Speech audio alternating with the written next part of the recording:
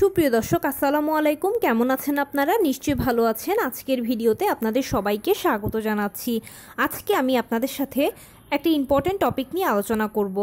ডেলিভারির ঠিক পূর্ব মুহূর্তটা কেমন হয়, কি হয় সেটা নিয়ে আজকে আলোচনা করব। তাহলে চলুন মূল ভিডিওতে যাওয়া যাক। বাই দ্য ওয়ে, মূল ভিডিওতে যাওয়ার আগে একটা কথা বলি, আমি আমার চ্যানেলে pregnancy related, specially normal delivery related অনেক ইম্পর্টেন্ট তথ্য ভিডিও আকারে শেয়ার করে থাকি। এই তথ্যগুলো আমার পার্সোনাল এক্সপেরিয়েন্স ও আমার ডক্টরের সাজেশন থেকে নেওয়া। তাই আমার চ্যানেলটিকে যদি একবার আপনারা ভিজিট করেন তাহলে আপনারা আপনাদের প্রশ্নাতীত মনের অনেক প্রশ্নের উত্তর পেয়ে যেতে পারেন। আমন্ত্রণ জানাবো আমার চ্যানেলটিকে একবার ভিজিট করে দেখার জন্য। এবারে চলুন মূল আলোচনায় যাওয়া যাক। আমি শুরুতেই বলেছি আজকে আলোচনা করব ডেলিভারির ঠিক পূর্ব মুহূর্তটা কেমন হয়, কি হয়, নর্মাল ডেলিভারি বা প্লাস সিজার দুটোর কথাই বলবো। কথায় বলে নারীর পূর্ণতা মাতৃত্বে। আপনি যখন থেকে জানতে পারবেন যে আপনি মা হতে চলেছেন, ঠিক তখন থেকে যেন এই কথাটা একটু একটু করে পরিপূর্ণতা পেতে শুরু করবে। গর্ভাবস্থার প্রথম 3 মাসকে ফার্স্ট ট্রাইমেস্টার বলা হয়। প্রথম 3 মাসে একজন গর্ভবতী মা বিভিন্ন ধরনের সমস্যা ফেস করেন। তার মধ্যে খুব কমন প্রবলেম হচ্ছে খাবার খেতে না পারা, খাবারে অরুচি লাগা, বমি বমি ভাব লাগা, এছাড়া মুড সুইং, মর্নিং সিকনেস ইত্যাদি বিভিন্ন সমস্যা। এগুলোর মধ্য দিয়ে ওভারকাম করতে করতে আপনি আস্তে আস্তে পৌঁছে যাবেন সেকেন্ড ট্রাইমেস্টারে। চতুর্থ, পঞ্চম, ষষ্ঠ এই 3টি মাস নিয়ে হচ্ছে সেকেন্ড ট্রাইমেস্টার। সেকেন্ড ট্রাইমেস্টারটা একজন গর্ভবতী মায়ের জন্য খুবই আনন্দময় একটা সময়, কারণ এই সময় চতুর্থ মাসের একেবারে শেষের দিকে অথবা পঞ্চম মাসের শুরু থেকে গর্ভবতী মা তার বাচ্চার নড়াচড়াটা অনুভব করতে শুরু করবেন। যত সময় আগাবে ততই এই নড়াচড়াটা স্ট্রং হতে থাকবে। আপনি একটু একটু করে তাকে নিয়ে স্বপ্ন বুনতে শুরু করবেন। সে আপনাকে ভেতর থেকে কুনুই দিয়ে গুঁতো দেবে, লাথি দেবে, নখ দিয়ে খামচাবে। আপনাদের মা ও সন্তানের এটা এক অন্যরকম বন্ডিং। এর মধ্যেই পৌঁছে যাবেন আপনি আস্তে আস্তে থার্ড ট্রাইমেস্টারে। সপ্তম, অষ্টম, নবম এই 3টি মাস নিয়ে হচ্ছে থার্ড ট্রাইমেস্টার। যত সময় আগাবে তত কিন্তু গর্ভকালীন ব্যথা কষ্টগুলো বাড়তে থাকবে। যেহেতু আপনি মা, তাই কষ্ট করে এগুলোকে প্লিজ সহ্য করে নেবেন। অতঃপর নবম মাস বা 36 সপ্তাহটা হচ্ছে ডেলিভারির আদর্শ সময়। নবম মাসের শুরুতেও ডেলিভারি হয়ে যেতে পারে, নবম মাসের শেষেও ডেলিভারি হতে পারে, মাঝামাঝিতেও ডেলিভারি হতে পারে। কার কখন ডেলিভারি হবে সেটা স্পেসিফিক বলা যায় না। তবে নবম মাস বা 36 সপ্তাহে আপনি যখন সর্বশেষ চেক আপটা করাবেন সেখানেই ফাইনাল সেটেলমেন্ট হয়ে যাবে আপনার কি নর্মাল ডেলিভারি হবে নাকি সিজার হবে। যদি সব কিছু ঠিকঠাক থাকে তাহলে ইনশাল্লাহ ডেলিভারিটা নর্মালই হবে। আর যদি কোনো সমস্যা থাকে তখন সেক্ষেত্রে ডাক্তারই বলে দেবে যে আপনার সিজার লাগবে, অমুক দিনের অমুক তারিখে সিজার হবে। তখন সে মতে আপনি ডেলিভারি ব্যাগটা গুছিয়ে পরিবার পরিজনের সাথে শুভ কামনা নিয়ে হসপিটালে পৌঁছে যাবেন। এবারে বলছি ডেলিভারির ঠিক পূর্ব মুহূর্তটা। যখন আপনি সিজারের জন্য হসপিটালে পৌঁছে যাবেন তখন প্রথমেই আপনাকে প্রিপেয়ার করা হবে ডেলিভারির জন্য। এজন্য প্রথমে আপনার চুলে বেনুনি কেটে দেওয়া হবে, অতঃপর আপনাকে অপারেশনের যে ড্রেস আছে সেটা পরিয়ে দেওয়া হবে, নিয়ে যাওয়া হবে অপারেশন থিয়েটারে। প্রথমবার যদি মা হয়ে থাকেন তাহলে অপারেশন থিয়েটারে গেলে হয়তো ঘাবড়ে যাবেন, বা আমার কথাটা এখন শুনলে আপনার হয়তো টেনশন হতে পারে। প্লিজ টেনশনের কিছু নয়, নিজেকে নিজে সবসময় সাহস যোগাবেন, সাহস দেবেন। সবসময় এটাই মনে করবেন যে এই সময়টা আমাকে ফেস করতেই হবে যেহেতু আমি মা, আর এই সময়টা পার করলে আমি আমার সন্তানের মুখ দেখতে পাবো। সেই সন্তান যার জন্য আমি দীর্ঘ 9টি মাস অপেক্ষা করেছি, কষ্ট করেছি, কত ত্যাগ স্বীকার করেছি। এটা আমার জন্য অনেক আনন্দময় একটা সময়। এই সময় যেটা করবেন বেশি বেশি করে ভালো ভালো কথা মনে করবেন, সন্তানের কথা বেশি বেশি মনে করবেন, আর আপনি যেই ধর্মের অনুসারী হন না কেন উপরওয়ালাকে বেশি বেশি করে ডাকবেন। এর মধ্যে ডাক্তার আপনাকে অ্যানেস্থেশিয়া দিয়ে দেবে। অ্যানেস্থেশিয়া কোমরের দিকে দেওয়া হয় এর যেন আপনি নিচের দিকে কি হচ্ছে সেটা বুঝতে না পারেন। অতঃপর আপনাকে বেডে শুইয়ে দেওয়া হবে, সিজার টেবিলটাতে শুইয়ে দেওয়া হবে। তারপরে ডাক্তার অপারেশন শুরু করবেন। অনেকে ভাবেন যে হয়তো একটানে কেটে ফেলা হয়, না, একটানে এখানে কাটা হয় না। ডাক্তার মেজারমেন্ট অনুযায়ী স্তরে স্তরে আস্তে আস্তে করে কাটবেন। এরপরে আপনার বাচ্চা যখন বের করে নিয়ে আসা হবে প্লাসেন্টা সহ, তখন সেক্ষেত্রে অতঃপর সেলাই দিয়ে দেবে ডাক্তাররা, সেলাইটাও স্তরে স্তরে দিয়ে দেবেন। এরপরে এক এক হসপিটালের এক এক প্যাকেজ, কারো 3 দিনের প্যাকেজ, কারো 4 দিনের প্যাকেজ, কারো 5 দিনের প্যাকেজ। আপনার হসপিটালের রুলস রেগুলেশনস এবং প্যাকেজ অনুযায়ী আপনি থাকবেন। এরপরে বাচ্চাকে কোলে নিয়ে বাসায় চলে আসবেন। ডাক্তার আসার সময় আপনাকে প্রেসক্রিপশান দিয়ে দেবে, ওষুধ দিয়ে দেবে, কিছু নির্দেশনা দিয়ে দেবে, সেই নির্দেশনা অনুযায়ী অবশ্যই চলবেন। প্রেসক্রিপশান অনুযায়ী ওষুধগুলো নিয়মিত সেবন করবেন, ইনশাল্লাহ দেখবেন খুব দ্রুত আপনি সুস্থ হয়ে যাবেন। এবারে বলছি নর্মাল ডেলিভারি কথা। নর্মাল ডেলিভারির ক্ষেত্রে হয় কি, নর্মাল ডেলিভারিটা বেসিক্যালি একটা অপেক্ষার বিষয়। কার কখন আসলে ডেলিভারি হবে এখানে স্পেসিফিক বলা যায় না। সিজারের ক্ষেত্রে যেরকম স্পেসিফিক বলা যায়, নর্মাল ডেলিভারির ক্ষেত্রে এভাবে বলা যায় না, যেহেতু এটা একটা প্রাকৃতিক পদ্ধতি। মহান আল্লাহ তাআলাই ঠিক করে রেখেছেন কার বাচ্চাকে কোন দিন পৃথিবীতে ভূমিষ্ঠ করাবেন সেটাই। সেই জন্য আপনাকে এখানে অপেক্ষা করতে হবে, ধৈর্য ধারণ করতে হবে। নর্মাল ডেলিভারির ক্ষেত্রে আসলে ধৈর্য ধারণ করাটা, অপেক্ষাটাই হচ্ছে সবচেয়ে বেশি ইম্পর্ট্যান্ট।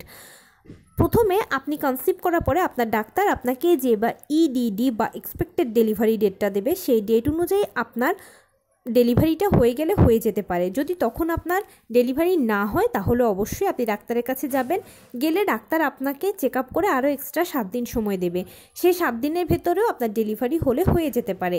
যদি না হয় আবারও ডাক্তারের কাছে যাবেন। গেলে ডাক্তার আপনাকে চেক আপ করে আরও 2 দিন, 3 দিন, 5 দিন এক্সট্রা সময় দেবে। সেই সময়ের ভেতরেও ডেলিভারিটা হয়ে যেতে পারে। এভাবে 3 ধাপে আপনি 40 সপ্তাহ পর্যন্ত অপেক্ষা করবেন। 40 সপ্তাহের মধ্যেই ইনশাল্লাহ নর্মাল ডেলিভারিগুলো হয়ে যায়, এটা নিয়ে আপনি কোনো বাড়তি টেনশন করবেন না। তবে কারো যদি 40 সপ্তাহের মধ্যে ডেলিভারি না হয়, তখন সেক্ষেত্রে কিন্তু সিজারের প্রয়োজন। কারণ 40 সপ্তাহ পরে সাধারণত হয় কি, মায়ের গর্ভে অক্সিজেনের পরিমাণ, পানির পরিমাণ কমতে থাকে। এছাড়া বাচ্চারা টয়লেট করে দিয়ে সেই টয়লেট খেয়ে ফেলার প্রবণতা থাকে। এক কথায় বাচ্চার মৃত্যু ঝুঁকি থাকে। সেই জন্য 40 সপ্তাহের পরে আর অপেক্ষা না করাটাই ভালো। এটা আপনারও বাচ্চার জন্য ভালো। তবে যেসব মা খুব স্ট্রং, বাচ্চা ভীষণ স্ট্রং থাকে, তাদেরকে কিন্তু ডাক্তার আলোচনা করে 41 সপ্তাহটাও অপেক্ষা করান। কিন্তু ওই যে আমি বললাম, টেনশনের কোনো কারণ নেই। 40 সপ্তাহের মধ্যেই কিন্তু নর্মাল ডেলিভারিগুলো অটোমেটিক হয়ে যায়। এবারে বলি ডেলিভারির পূর্ব মুহূর্তটা কেমন হবে। আপনি স্বাভাবিক এখন যেরকম আছেন, ওঠা বসা হাঁটা চলা করছেন, এর মধ্যে একটা সময় দেখবেন যে আপনার পিরিয়ড শুরু হয়ে গেছে। এক্স্যাক্ট নর্মাল টাইমে আমাদের যেরকম পিরিয়ড যেভাবে শুরু হয়, এখানেও ঠিক সেভাবে পিরিয়ডটা শুরু হয়ে যাবে। অনেকের ধারণা যে পেইন দিয়ে নর্মাল ডেলিভারি প্রক্রিয়া শুরু হয়। না, পিরিয়ড হওয়া দিয়ে নর্মাল ডেলিভারি প্রক্রিয়াটা শুরু হবে। এবং আমাদের পিরিয়ডের প্রথম দিন যেরকম হালকা বাদামি বা হালকা গোলাপি বর্ণের ব্লাড যায়, এখানেও ঠিক সেরকমটা হবে। এরকম দেখা মানে হচ্ছে নর্মাল ডেলিভারি প্রথম ধাপ শুরু হয়ে যাওয়া, জরায়ু মুখ খুলতে শুরু করা। এ পর্যায়ে আপনার খুব বেশি উৎসাহিত হওয়ার দরকার নেই, আনন্দিত হওয়ার দরকার নেই। আপনি একদম সিম্পল থাকবেন। আর যে ধর্মের অনুসারী হন না কেন, বেশি বেশি করে উপরওয়ালাকে ডাকবেন। অতঃপর যেটা করতে হবে, দেখবেন যে আস্তে আস্তে আপনার পানি ভাঙছে। যখন 1-2 ফোঁটা করে পানি ভাঙবে, তখন আপনি শটান বিছানায় শুয়ে থাকবেন। কিন্তু যদি কেউ দেখেন যে কারো একেবারে প্রস্রাবের মতো ঝরঝর করে পানি ভাঙছে, বা এই আপনার পানি ভাঙা পদ্ধতিটা শুরু হয়েছে, তাহলে অতি দ্রুত হসপিটালে চলে যেতে হবে। কারণ কি, বেশি পানি ভাঙতে দেওয়া যাবে না। বেশি পানি ভেঙে গেলে বাচ্চা গর্ভের ভেতর শুকিয়ে মারা যাবে। তবে এখানে আমার একটা পার্সোনাল সাজেশন হচ্ছে কি, আপনারা এ পর্যায়ে হসপিটালে চলে যাবেন। এতে কি হবে, প্রথম থেকে শেষ পর্যন্ত আপনি ডাক্তারের আন্ডারেই থাকলেন। সকল দায়িত্ব বা সকল যা যা কিছু করণীয় আছে সব ডাক্তাররাই করবে। আপনাকে বাসায় বসে থেকে আর কোনো এক্সট্রা পেইন নিতে হবে না। পানি ভাঙার পরে আপনার আস্তে আস্তে করে পেইন আসবে। পানি ভাঙা 24 ঘন্টার মধ্যে সর্বোচ্চ পেইনটা চলে আসে। পেইন প্রথমে হালকা, তারপরে মাঝারি, এরপরে ভারী হবে। পেইন কখনোই এক নাগাড়ে হবে না, এটা থেমে থেমে হবে। কারো 10 মিনিট পরে পরে হয়, কারো 15 মিনিট পরে পরে হয়, কারো আধা ঘন্টা পর পর হবে। পেইনটা প্রথমে হালকা থাকবে, এরপরে এই অবস্থায় এটা মাঝারিতে যাবে। মাঝারি পর্যায় থেকে এভাবে এটা ভারী পর্যায়ে যাবে। তবে ভারী পেইন মানে এরকম নয় যে অসহ্য যন্ত্রণা, ব্যথায় আমি মরেই যাচ্ছি, সইতে পারছি না, এরকম কিছু নয়। ভারী পেইন মানে হলো বারে কমে আসবে। আগে যদি আপনার 10 মিনিট পর পর পেইন হতো, এখন 7 মিনিট পর পর হবে, 4 মিনিট পর পর হবে, 2 মিনিট পর পর হবে। এভাবে বারে কমে আসবে পেইনটা। আর যখন পেইনটা ভারী হয় বা বারে কমে আসে, তখনই কিন্তু মোটামুটি জরায়ুর মুখ 4 সেন্টিমিটার খুলে যায়। আপনারা সবাই জানেন যে জরায়ুর মুখ 4 সেন্টিমিটার না খোলা পর্যন্ত কিন্তু ডেলিভারি হবে না। আর জরায়ু মুখ তখনই 4 সেন্টিমিটার খোলে যখন পেইনটা ভারী হয়। এ পর্যায়ে ডাক্তার আপনাকে নিয়ে যাবে ডেলিভারি রুমে। প্রথমবার যদি মা হয়ে থাকেন তাহলে ঘাবড়ানোর কোনো কারণ নেই। কারণ ডেলিভারি রুমে আপনি একা নন, দেখবেন যে আরও অনেকে আছে। আর যদি সিঙ্গেল আপনাকে ডেলিভারি করানো হয় তাহলেও কোনো ঘাবড়াবেন না। মনে রাখবেন যে এই মুহূর্তটুকু কষ্ট স্বীকার আপনাকে করতেই হবে, কারণ আপনি তো মা। আর এটা কষ্ট নয়, এটা হচ্ছে দীর্ঘ 9 মাস ধরে যেই সন্তানের জন্য আপনি অপেক্ষা করেছেন, স্বপ্ন বুনেছেন, সেই সন্তানকে দেখার সন্ধিক্ষণ।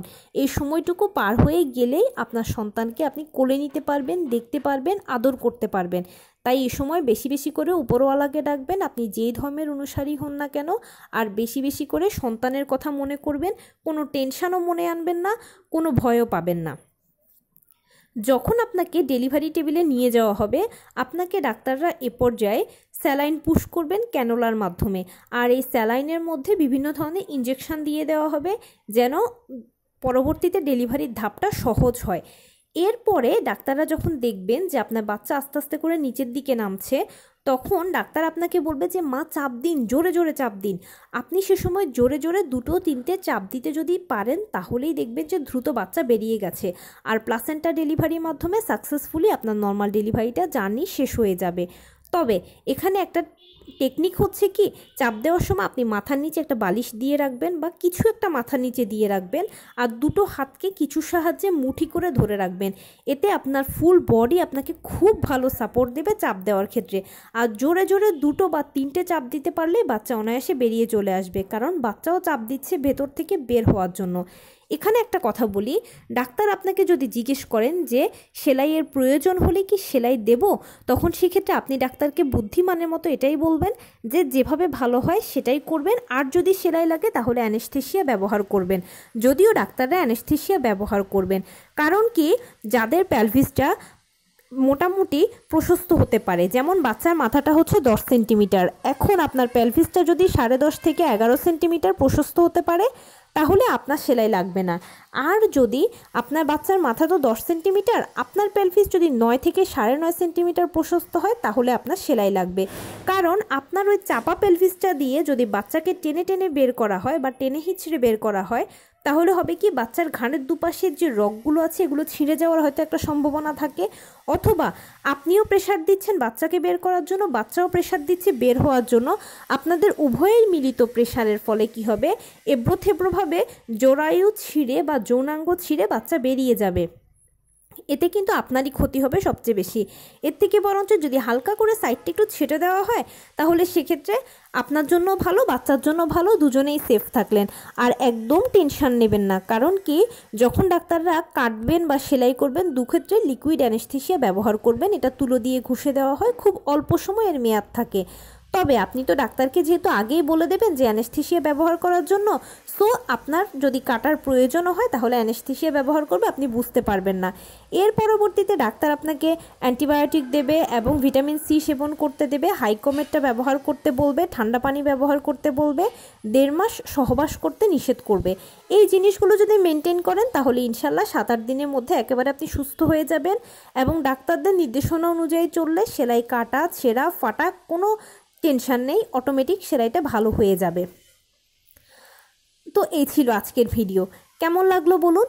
যদি ভালো লেগে থাকে ও হেল্পফুল হয়ে থাকে, তাহলে প্লিজ লাইক, কমেন্ট, শেয়ার করতে একদম ভুলবেন না। আর সেই সাথে আমার চ্যানেলটিকে সাবস্ক্রাইব করার বিনীত অনুরোধ রইল। পাশে থাকা বেল আইকনটি ক্লিক করে দেবেন, যেন আমি ভিডিও আপলোড করার সাথে সাথে আপনারা নোটিফিকেশান পেয়ে যান। যদি কোনো প্রশ্ন থাকে কমেন্টসে জানাবেন, আমি রিপ্লাই দেব। প্লাস যদি কোনো পরামর্শ থাকে তাহলে সেটাও জানাবেন যে কোন বিষয়ের উপরে ভিডিও করলে আপনারা উপকৃত হবেন। আমি আপনাদের পছন্দের সর্বোচ্চ প্রায়োরিটি দেব। ভালো থাকবেন, সুস্থ থাকবেন। আসসালামু আলাইকুম।